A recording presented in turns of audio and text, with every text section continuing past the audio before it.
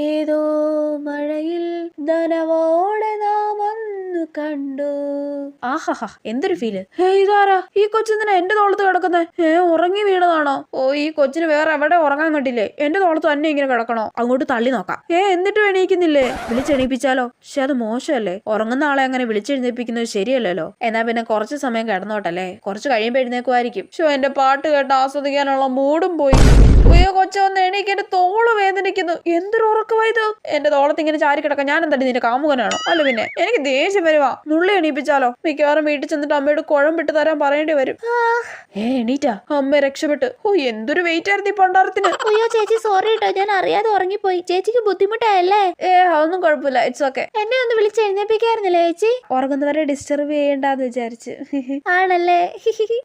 തോള് വേദനിച്ചിട്ട് വയ്യ. എനിക്ക് കുഴപ്പം അങ്ങനെയുള്ള പൈസ തന്നിട്ട് നീ ബസ്സിൽ നിന്ന് ഇറങ്ങിയാൽ മതി. അല്ല പിന്നെ, അവളുടെ ഒരു ഉറക്കം.